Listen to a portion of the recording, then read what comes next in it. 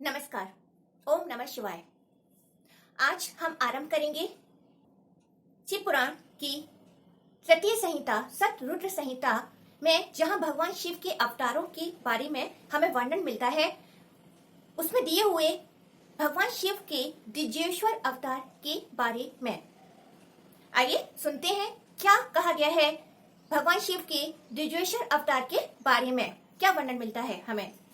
यह कहा गया है कि एक बार राजा भद्रायु और उनकी धर्म पत्नी कीर्तिमालिनी वसंत ऋतु में वन विहार के लिए जाते हैं। दोनों ही राजा और रानी, राजा भद्रायु और कीर्तिमालिनी जो हैं, वह शरणागत रक्षा के लिए प्रख्यात हैं और वह अपने शरण में आए हुए किसी भी व्यक्ति की रक्षा करते हैं। तभी भगवान शिव पार्वती जी सहित उनकी धर्मनिष्ठा की परीक्षा हेतु उस वन में प्रकट होते हैं और वह माया के द्वारा एक व्याघ्र का रूप बनाते हैं। व्याघ्र जिसे सिंह कहा गया है, एक माया द्वारा जो है सिंह को निर्मित करते हैं और वह स्वयं भगवान शिव और पार्वती जी एक ब्राह्मण और ब्राह्मणी का वेश धारण कर लेते हैं। इसके पश्चात जो है वह शेर या व्याघ्र उन दोनों ब्राह्मण और ब्राह्मणी की तरफ दौड़ता है, जिससे कि दोनों ही डर कर ब्राह्मण और ब्राह्मणी आगे की तरफ दौड़ते हैं और जो ब्राह्मण है वह जैसे ही अपने समक्ष राजा और रानी को देखते हैं, वह उनसे प्रार्थना करते हैं कि वह कैसे भी उन दोनों को बचाएं। लेकिन जैसे ही जो राजा भद्रायु हैं, वह अपना धनुष बाण लेकर व्याघ्र के ऊपर छोड़ते हैं, तभी जो है वह व्याघ्र जो है उन ब्राह्मणी को, जो कि पार्वती जी के वेश में है, उनको अपना ग्रास बना लेता है, अर्थात उन्हें खा लेता है। अब इसके पश्चात जब व्याघ्र उन ब्राह्मणी को अपना भोजन बना लेता है, तब राजा जो भद्रायु है वह उस सिंह को जो है अपने धनुष बाण के द्वारा जो है वह उस संहार करते हैं और वह वहां से चला जाता है।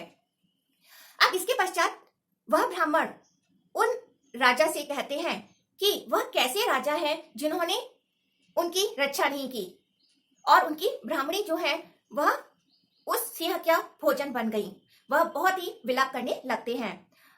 अब जो राजा है वह यह सोचने लगते हैं कि वह क्या करें। वह उन ब्राह्मण से कहते हैं कि वह उनकी प्राण रक्षा करने में समर्थ न हो सके तो इसके लिए वह उनसे कुछ भी प्राप्त कर सकते हैं। वह उनसे उनका राज्य, संपत्ति, पद, प्रतिष्ठा या जो भी वह चाहते हैं वह कुछ भी उनसे मांग सकते हैं और वह उन्हें वह वस्तु अवश्य ही देंगे। यह सुनकर जो ब्राह्मण हैं वह उनसे कहते हैं कि एक गरीब को एक पद, प्रतिष्ठा या जो माया है उन सभी से उनको क्या लाभ, और जब उनकी पत्नी ही चली गई तो वह यह सब हासिल कर क्या करेंगे।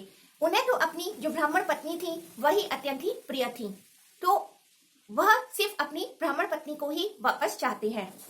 यह सुनकर राजा कहते हैं कि वह तो सिंह का भोजन बन गई, अब वह कैसे वापस ला सकते हैं। और यह सुनकर वह ब्राह्मण कहते हैं कि यदि वह उन्हें कुछ देना ही चाहते हैं तो वह उन्हें अपनी स्वयं की जो पत्नी है, जो रानी है, वह उन्हें सौंप दें। यह सुनकर राजा अत्यंत ही आश्चर्यचकित होते हैं।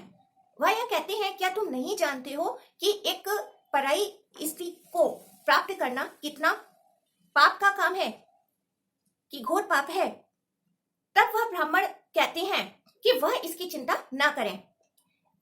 मेरे पास इन सबको, भले ही वो कितना भी बड़ा जुआरी, किसी जुए में लिप्त व्यक्ति हो या शराब का ही पाप क्यों ना हो, वह इन सभी का निवारण कर लेंगे। इसलिए राजन इस बात की चिंता ना करें और यदि वह उन्हें देना ही कुछ चाहते हैं तो वह अपनी जो रानी है वह उन्हें सौंप दें। यह सुनकर राजा आश्चर्यचकित होते हैं और फिर यह सोचते हैं कि यदि वह उनकी इच्छा को पूर्ण नहीं करते हैं तो कहीं ना कहीं उन्हें ब्रह्म हत्या का पाप लगेगा।